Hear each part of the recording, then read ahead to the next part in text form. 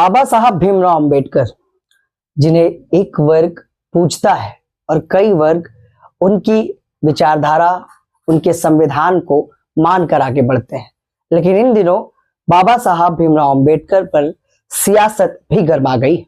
वहीं शीतकालीन सत्र के दौरान देश के होम मिनिस्टर अमित शाह ने बाबा साहब भीमराव अंबेडकर पर टिप्पणी की।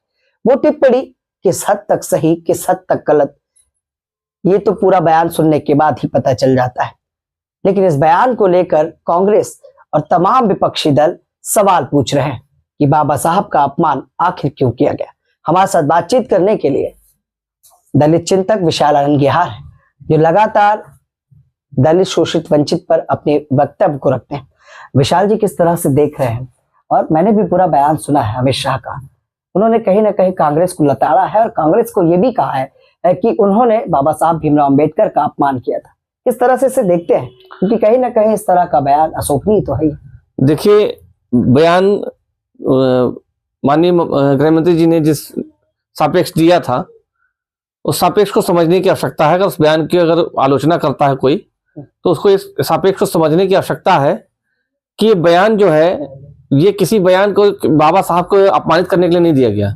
ये उन झूठे अंबेडकरवादियों के लिए बयान था, आडंबर करने वाले लोगों के लिए था, जो बाबा साहब का नाम का दुरुपयोग करके संविधान की किताब लेकर घूम रहे हैं, जिन्होंने स्वयं बाबा साहब को कई बार अपमानित किया, जिनका इतिहास, जिस कांग्रेस पार्टी का इतिहास बाबा साहब के अपमान से भरा हुआ है, वो बाबा साहब का नाम लेकर आज, संविधान का नाम लेकर आज आगे बढ़ने का प्रयास कर रहे हैं। तो ये उनकी मूर्खता है, ये उनको आईना दिखाने का प्रयास माननीय गृह मंत्री जी ने किया था। हाँ, ये बात अलग है कि हम अंबेडकरवादियों के लिए बाबा साहब स्वयं भगवान है, वो स्वयं भगवान है, स्वयं हम उनके आशीर्वाद से जीते हैं। जैसे आप कह रहे हैं कि स्वयं भगवान है, तो जिस तरह से अमित शाह ने कहा कि बाबा साहब अंबेडकर, इतने बार अगर भगवान का नाम लेते तो स्वर्ग मिल जाता, जिस तरह से बयान चल रहा है, तो जिस तरह से आप बता रहे हैं कि हम उनको पूछते हैं, तो कहीं ना कहीं तो तुलना है ही है।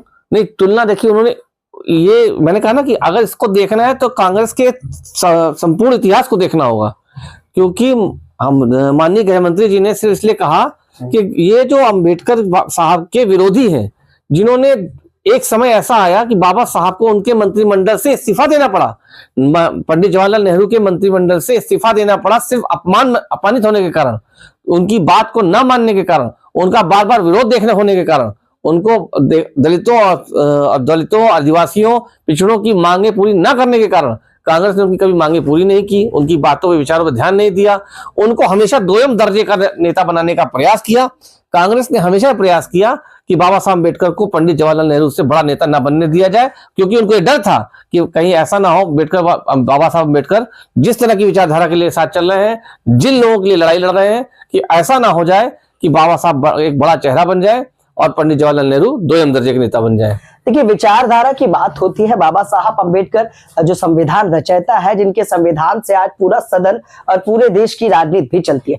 लेकिन सवाल तो यही है विशाल जी, की जिस तरह से उनको गलत कहा जा रहा है और आप कहीं ना कहीं दलित चिंतक है और कहीं ना कहीं अंबेडकरवादी विचारधारा पे चलते हैं, तो आखिर आपको बुरा क्यों नहीं? क्या पूरी तरह से बीजेपी को डिफेंड करने पर लगे हुए हैं और सही गलत नहीं दिख रहा आपको? देखिए, ऐसा हम डिफेंड नहीं कर रहे। मैंने कहा ना कि बाबा साहब, मैंने अभी आपसे कहा कि जिस तरह से माननीय गृह मंत्री जी ने कहा, तो हम अंबेडकरवादियों की बात अलग है। हम अंबेडकरवादी बाबा साहब डॉक्टर भीमराव अंबेडकर को पूजनीय मानते हैं। लेकिन फिर भी जैसे तुलना की गई है, जिस तरह से, देखिए, तुलना, अगर उन्होंने तुलनात्मक तरीके से कहा होगा तो ये गलत होता। उन्होंने तुलनात्मक तरीके से नहीं कहा, प्रतीकात्मक तरीके से कहा। देखिए, इसको समझने के लिए मैंने बार बार करूं कि ये प्रतीकात्मक तरीके से था।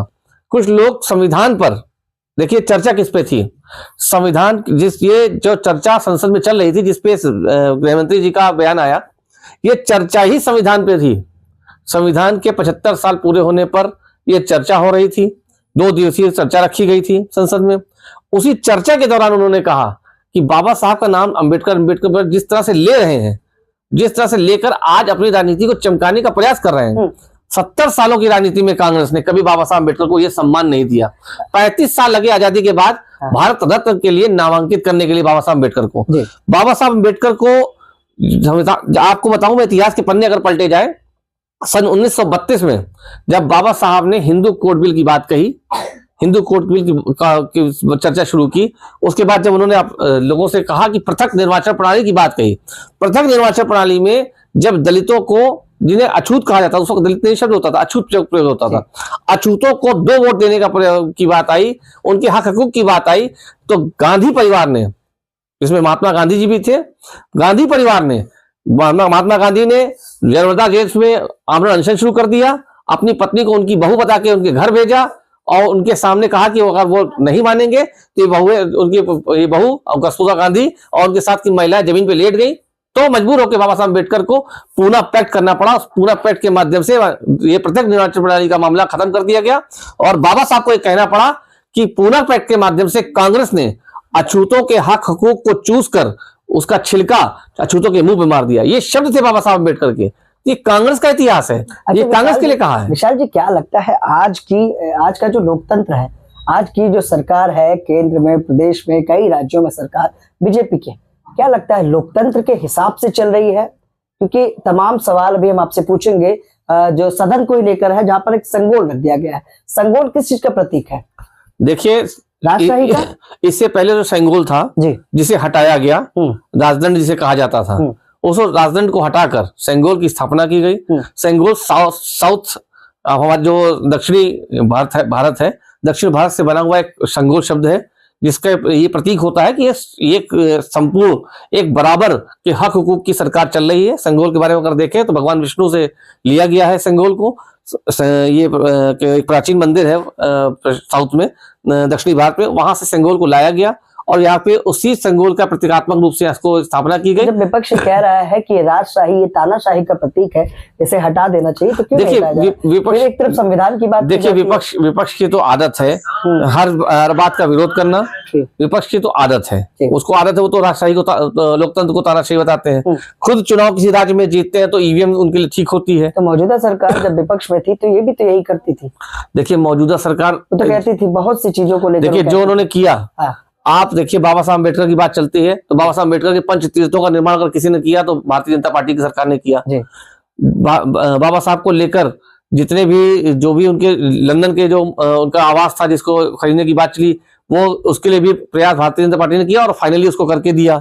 तो ये जितना काम भारतीय जनता पार्टी ने बाबा साहब अम्बेडकर के लिए किया, कभी इन सरकारों ने सोचा तक नहीं था, कभी इन सरकारों ने सोचा तक नहीं था उनके बारे में। और लोकतंत्र में यही स्थापित करना होता है कि हम उन नेताओं को भी याद करें, उन लोगों को भी याद करें, महान व्यक्तियों को भी याद करें, उनके लिए कुछ करें। तो वो करके दे रही है भारतीय जनता पार्टी की सरकार। और लोकतंत्र देखिए ऐसा है, चुनी हुई सरकार है, लोकतांत्रिक तरीके से चुनी हुई सरकार है। इसको अगर आप राजतंत्र कहें, विपक्ष का तो काम है राजतंत्र कहना, वो राजतंत्र कहते हैं, विपक्ष की गलती है। बाकी उसमें कोई किसी भी तरह से आप अमित शाह के बयान को गलत नहीं समझते हैं? नहीं, गलत कहना इसमें इसलिए कहा कि अगर उन्होंने तुलनात्मक तरीके से कहा है कि वो कहते हैं कि भगवान के बाबा साहब अम्बेडकर भगवान नहीं थे, तो उनके लिए नहीं है, हमारे लिए है। हमारे लिए बाबा साहब अम्बेडकर भगवान है। तो फिर भी कहीं ना कहीं गलत लगा आपको? हाँ, देखिए आहत होती है, अगर किसी की भावनाएं आहत होती हैं तो ये देखिए हमने कहा ना कि ये आजकल की समाज अब पढ़ा लिखा समाज है। अगर जब भी आप तो दलित, लगता है आपको जो विरोध कर रहे हैं उनको, उनकी भावनाएं कहीं ना कहीं आहत हुई इस बात से? ये कि जो विरोधी है, जैसा यहाँ यही मैंने कहा तुलनात्मक और प्रतीकात्मक, जो विरोधी है उनका तो काम ही विरोध करना है। ये बात वो तो देखिए, वो तो धक्का मुक्की वो तारू आ गए, इस तरह से आप आ गए कि एक सांसद को राहुल गांधी ने स्वयं धक्का दे दिया। तो ये क्या लोकतांत्रिक तरीका था? क्या ये लोकतंत्र में होना चाहिए कि एक सांसद, एक नेता प्रतिपक्ष जो कैबिनेट दर्जे पे होता है, आज राहुल गांधी आज नेता प्रतिपक्ष है, इससे पहले वो सिर्फ सांसद हुआ करते हैं, नेता प्रतिपक्ष आहत हो गई ना विशाल? भाई मुझे तो नहीं लगता राहुल गांधी की भावना आहत हुई। आपकी हुई? देखिए, अगर दलित समाज की भावना आहत होगी तो सड़क पे तुरंत उतार जाएगा, वो किसी का भी वो नहीं देखेगा। लेकिन दलित समाज सड़क पे नहीं है। दलित समाज समझ के नहीं है, इसका मतलब वो समझता है कि ये प्रतीकात्मक था, तुलनात्मक नहीं था। चलिए सर, बहुत बहुत धन्यवाद हमसे बात करने के लिए। ये थे हमारे साथ दलित चिंतक बीजेपी नेता विशाल आरंगेहार, जिन्होंने साफ तौर पर कहा कि भावनाएं आहत होती और कहीं ना कहीं जिस तरह से तुलना की गई उससे आहत हुई।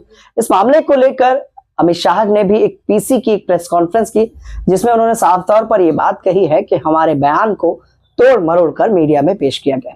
हम वो हिस्सा भी आपको दिखाए हैं अपने चैनल के माध्यम से, हमने उस खबर को भी प्रकाशित किया है कि किस तरह से अमित शाह की जो बात थी वो क्या थी। देखने की बात यह है कि इस बात को लेकर लगातार अलग अलग दल, अलग अलग विपक्ष के नेता अपनी अपनी प्रतिक्रिया दे रहे हैं। उम्मीद है हमारी स्टोरी, हमारी खबरें आपको पसंद आ रही होगी और हमारे ये सेगमेंट जिस तरह से बाबा साहब को लेकर घमासान पूरे देश में मचा हुआ है और अमित शाह के इस बयान पर अलग अलग प्रतिक्रियाएं आ रही हैं। उस पर क्या कुछ कहना है हमें कमेंट में जरूर बताएं। नमस्कार।